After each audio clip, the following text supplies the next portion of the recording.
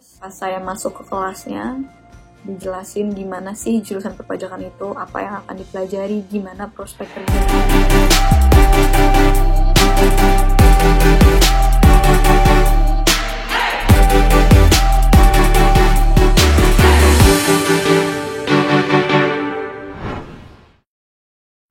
Perkenalkan, nama saya Putri Alia Nugroho, saya biasa dipanggil Alia. Saya mahasiswi Universitas Brawijaya, jurusan Administrasi Bisnis, Prodi Perpajakan, Fakultas Ilmu Administrasi, dan saat ini saya adalah mahasiswi semester 2. Dulu itu saya masuk lewat jalur mandiri. Jadi tahun saya itu UB membuka jalur mandiri dengan 2 cara. Yang pertama itu pakai nilai UTBK, dan yang kedua itu pakai nilai rapot. Dan kebetulan saya itu keterima di UB yang lewat nilai UTBK. Terus saya itu dulunya saintek, saya itu dulu SMA-nya IPA. Cuman sekarang saya linjur kuliahnya di perpajakan.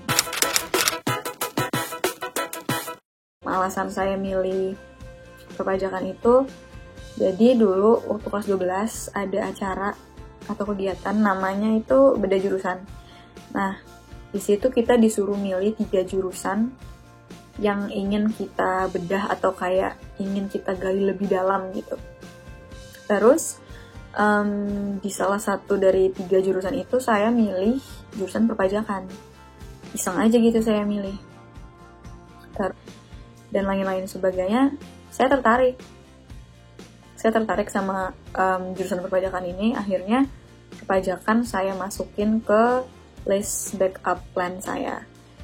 Jadi kayak yang tadi saya udah bilang, saya kan saintek, jadi fokusnya kan sebenarnya di saintek. Cuman waktu itu saya bikin 2 plan, jadi saya udah nyiapin jurusan apa yang pengen saya tuju kalau misalnya saya tetap fokus ke saintek, dan juga jurusan apa yang mau saya tuju kalau misalnya saya pengen atau terpaksa linjur ke soshum gitu. Dan akhirnya bener terpaksa linjur ke soshum karena saya nggak dapet jurusan saintek yang saya inginkan. Cuman sebenarnya kemarin saya sempat keterima di salah satu universitas di Indo, alhamdulillah negeri. Itu lewat jalur mandiri juga, saya keterima di salah satu ilmu murni. Cuman saya nggak ambil itu karena menurut saya pribadi, pendapat saya pribadi, bisa dibilang sok tahu, cuman pendapat saya pribadi, kalau misalnya ilmu murni itu kalau buat kerja harus diolah dulu, harus diolah sesuai dengan kriteria yang perusahaan mau gitu. Jadi saya kayak ngerasa kayak kerja 2 kali aja gitu. Maksudnya saya udah kuliah 4 tahun, terus habis itu ditambah saya harus belajar lagi ini itu buat baru bisa kerja. Terus akhirnya saya nggak ngambil yang si saintek ini, dan saya akhirnya ngambilnya perpajakan di UB. Perpajakan sendiri di UB itu akreditasinya udah A dari tahun 2019 lalu. Kisaran biaya hidup di sekitar UB itu berarti kan di Malang. UB kan ada di Malang. Jujur saya nggak tahu karena saya baru lulus dari SMA itu tahun 2020. Itu berarti kan disebut-sebutnya angkatan COVID, angkatan online dan lain-lain sebagainya. Jadi saya belum pernah merasakan gimana rasanya hidup di sana, gimana rasanya saya harus irit-irit, saya harus ngatur uang supaya bisa hidup tuh selama sebulan, karena kan pasti orang tua ngasihnya kan uang bulanan ya.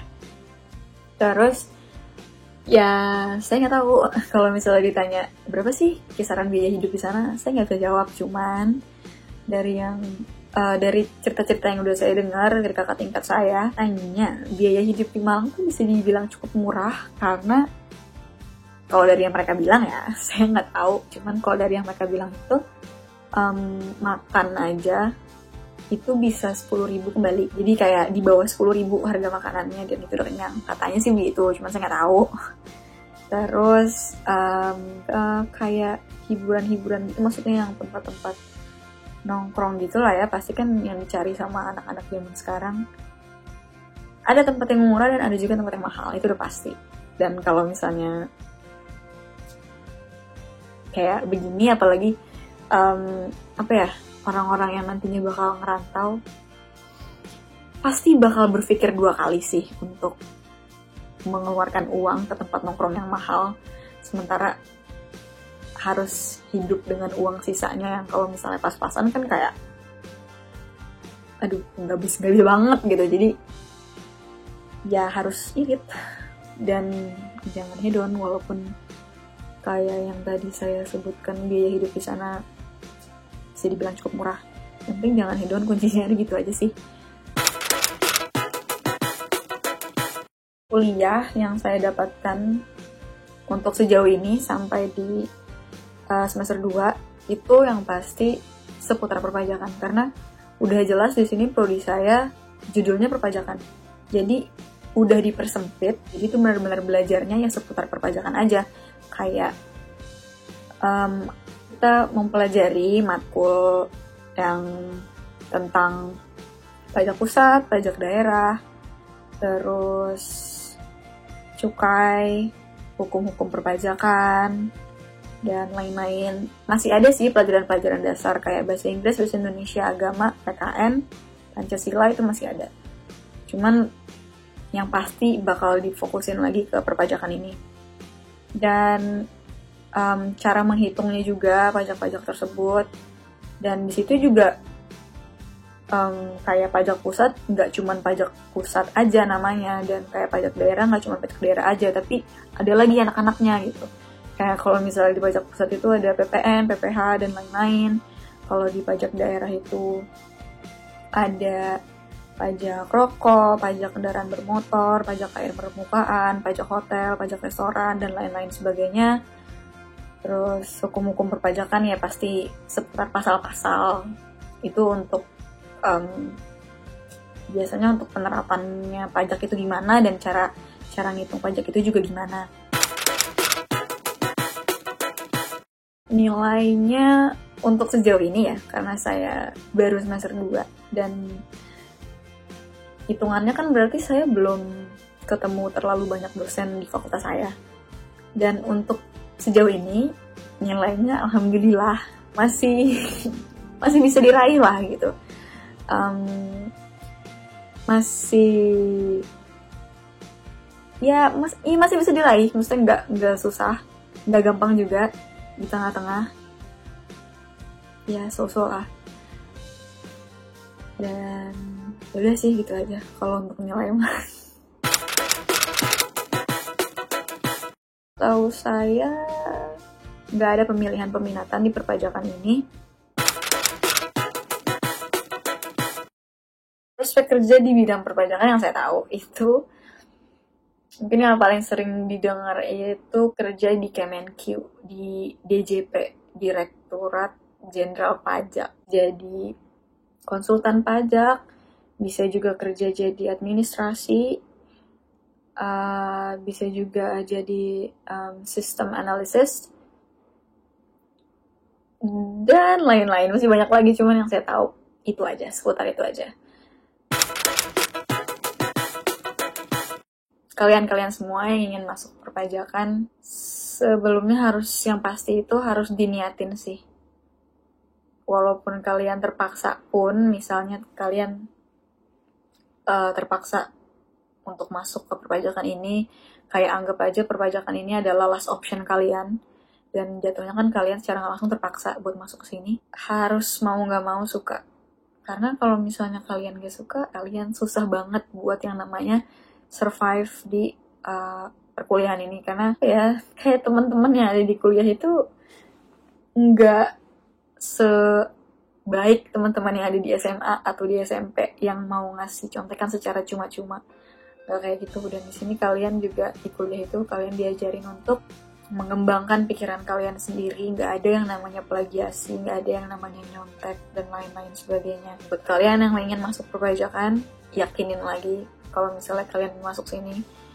Dan sebelumnya cari tahu dulu perpajakan itu sebenarnya gimana sih, apa sih yang dipelajarin, gimana sih prospek ke depannya, gimana sih prospek 5 tahun ke depan atau 10 tahun ke depan. Kayak kalau misalnya saya masuk ke jurusan ini, saya bisa jadi apa, pengetahuan yang saya dapat apa, kayak gitu. Dan dipikirin juga kira-kira kalian mampu gak sih buat masuk ke jurusan ini, ke prodi ini. Terus dan selagi kalian nyari-nyari apa yang nanti bakal dipelajarin, lihat juga matkul apa sih yang bakal ada di jurusan yang kalian tuju. Untuk saat ini kan khususnya perpajakan.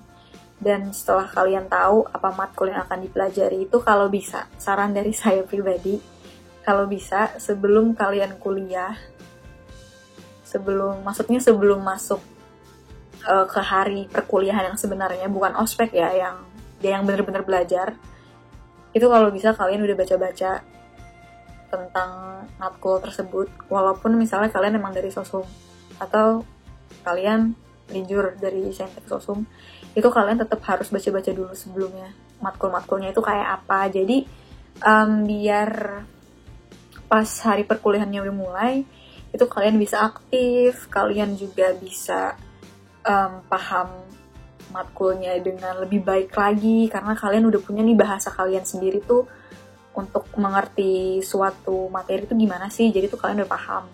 Terima kasih.